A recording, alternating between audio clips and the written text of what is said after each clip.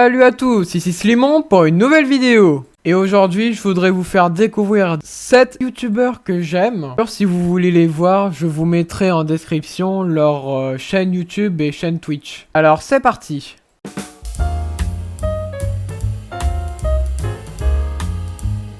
On commence en premier avec Lucas Auchard, alias Squeezie, qui est un youtubeur français qui fait de l'humour et un peu de gaming sur sa chaîne secondaire. Ce que j'aime bien chez Squeezie, c'est qu'il est très dynamique et il a une façon de faire réagir les gens. Il teste plusieurs concepts de vidéos, mais ses concepts principaux de vidéos sont les subreddits. Si vous le connaissez pas, vous pourrez aller voir sa chaîne YouTube et vous y abonner, voilà. Vous direz que c'est de ma part. Comment allez-vous? Aujourd'hui, je vais vous raconter l'histoire d'un mec. J'ai jamais vu ça. Cette histoire, c'est un méga bordel et elle est infinie. Il se passe toujours des nouvelles choses plus zozo que celles d'avant. Quand je vous parle de McAfee, vous pensez à ce très célèbre antivirus qui casse les couilles. Qu'est-ce qu'il est relou! Genre, il change ton moteur de recherche par défaut, il est hyper intrusif et il est très dur à désinstaller. À tel point que les équipes ont dû sortir un logiciel qui sert à le désinstaller pour de bon du PC. Aujourd'hui, on va pas parler de cet antivirus, il n'y aurait pas grand chose de plus à dire, mais on va parler du créateur de cet antivirus, aka John McAfee. C'est un mec qui, très honnêtement, avait tout pour mener une longue vie heureuse et saine et qui s'est dit un jour, si je devenais une horrible personne là. Comment l'inventeur d'un des tout premiers antivirus du marché en est venu à fuir la justice, à partir en cavale pour des suspicions de meurtre, à être accusé d'avoir créé des drogues de synthèse, le tout dans un calme grandiloquent. Cette histoire, c'est celle de John McAfee et franchement, j'ai rarement vu ça dans les histoires qu'on raconte.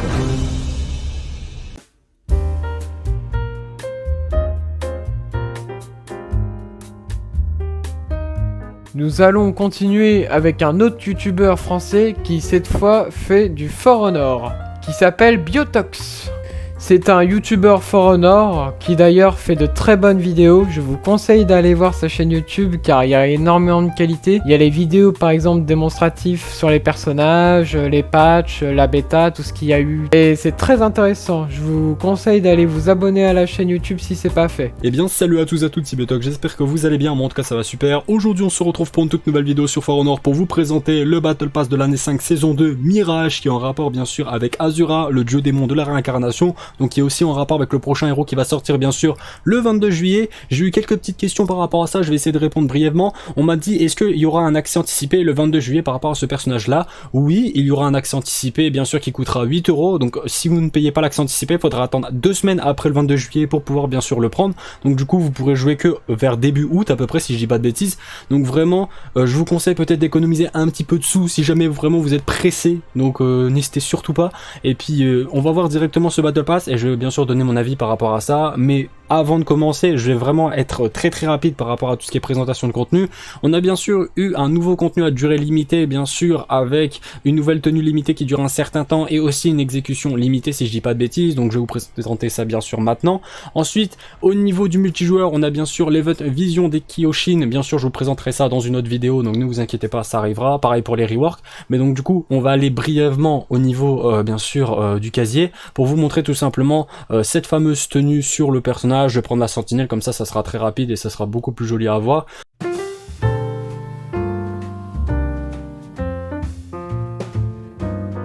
Et nous passons maintenant à Chippy Gaming. Chippy Gaming est un youtubeur anglais et qui est surtout un youtubeur Terraria. Ce que j'aime bien chez Chippy, c'est qu'il a l'accent anglais, bien évidemment, ça c'est cool. Et surtout, j'aime bien la qualité de ses vidéos. Si vous aimez bien Terraria et que vous êtes un peu fort en anglais, je vous conseille fortement la chaîne de Chippy Gaming. Et je vous conseille de vous y abonner à celle-ci aussi. Hey everyone, my name is James and welcome back to Chippy Gaming. So on March 19th, Chippy Gaming will actually be turning 10 years old, meaning I've spent 41% of my entire life making videos here on this channel. So to celebrate that amazing milestone, I really wanted to do something big, something that I've never managed to pull off before.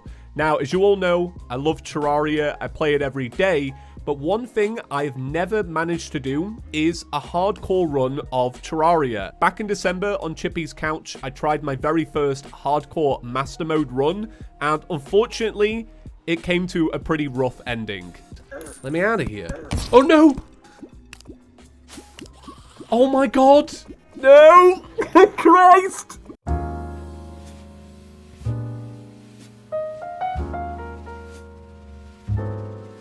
En 4, je vous présente Jojo, qui est un youtubeur français qui parle de Jojo Bizarre Adventure, qui exprime son avis sur Jojo, etc.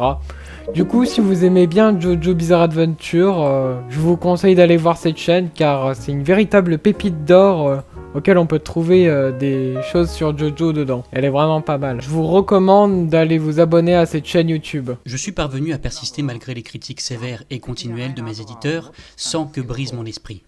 Car j'avais un objectif clair. Je savais quel genre de manga je voulais créer.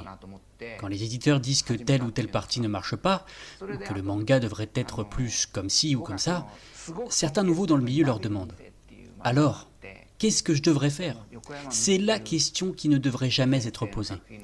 Ne pas savoir ce que l'on veut créer, c'est comme marcher sur une surface de verre glissante dans l'obscurité la plus totale.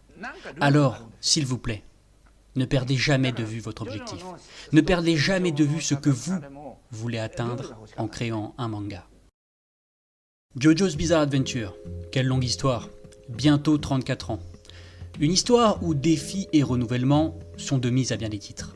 Défier les principes établis, défier les codes, défier le shonen sans le rejeter. Se défier soi-même aussi, peut-être.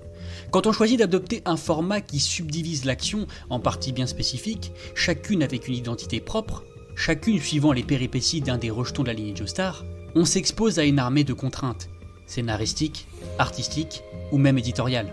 Comment affirmer le particularisme de son œuvre face à une multitude de concurrents? Comment réussir à se démarquer tout en s'accommodant du carcan imposé par une industrie du shonen des années 80, plutôt restrictive et aux valeurs encore difficilement muables? La clé de la réussite, qu'est-ce que c'est en fin de compte? Pour le Hirohiko Araki de 2020, ces considérations doivent paraître bien marginales, tant son œuvre a gagné en puissance et en prestige, tant Jojo est devenu un pilier de la culture du manga. Mais elle nous rappelle aussi à quel point le chemin jusqu'au succès et à la maturité est une succession d'étapes et d'obstacles à surmonter. Une quête qui nous rappelle à bien des égards celle d'un petit groupe d'hommes devenus légendaires. Toutes les parties de Jojo ont plus ou moins contribué au développement de la saga. Si elles n'ont pas toutes rencontré le même écho, et s'il y a eu des hauts et des bas, il y en a cependant une qui fait aisément consensus dans le cœur des lecteurs. Une partie sans laquelle Jojo ne serait clairement pas ce qu'il est aujourd'hui.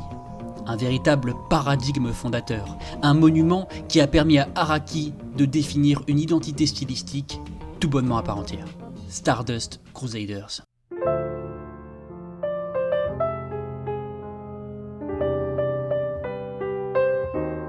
En 5, je vous présente InfoSmile.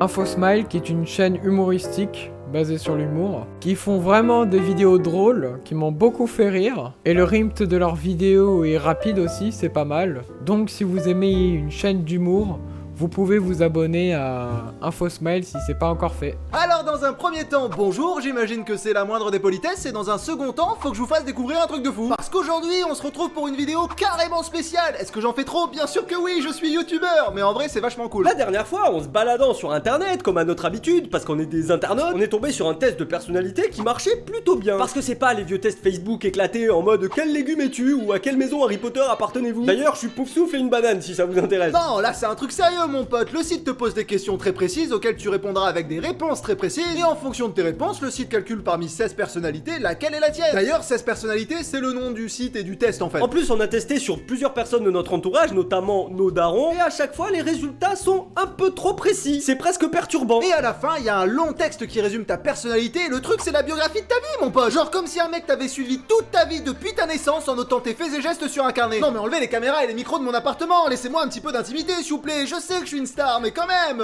Et en plus, regardez le design du site, regardez comme c'est quali, ça se voit qu'on peut lui faire confiance. Bon, j'avoue, j'ai tendance à faire un peu trop facilement confiance aux choses, je vous renvoie à cette vidéo sur le hacker russe, mais je vous jure que cette fois, ça a vraiment l'air de marcher. En tout cas, ça a marché pour nous, parce que oui, on a déjà fait le test, spoiler, on a la même personnalité. Mais vous verrez ça en fin de vidéo, parce que le watch time, tu connais. D'abord, on va refaire le test tous ensemble, tranquille, aller prendre un petit café. Bon, on va pas répondre à toutes les questions, parce qu'il y en a quand même beaucoup, et comme ça vous laissera la surprise de découvrir les questions par vous-même. On commence? On commence? On commence? On commence?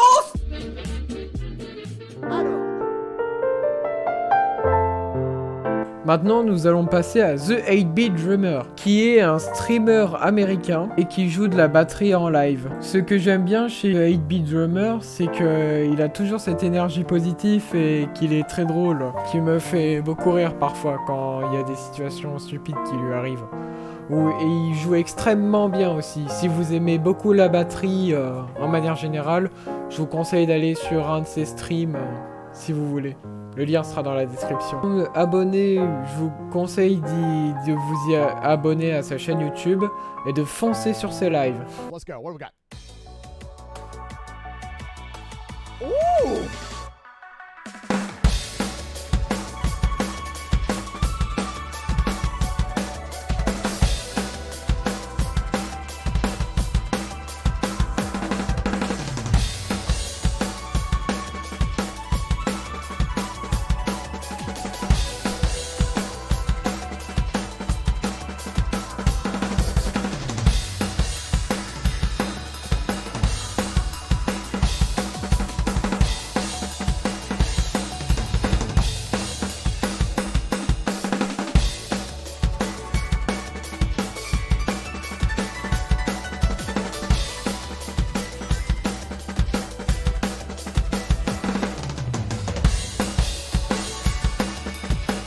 Yo, take care there, Hallie, and have a wonderful time. Thank you very much for the 100 biddies, dude.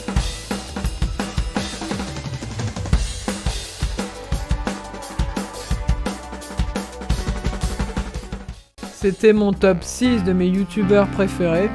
J'espère que ça vous a plu. Vous pouvez me le dire en commentaire. Vous pouvez liker et vous abonner à la chaîne si ce n'est pas encore fait. C'était Slimon. Salut!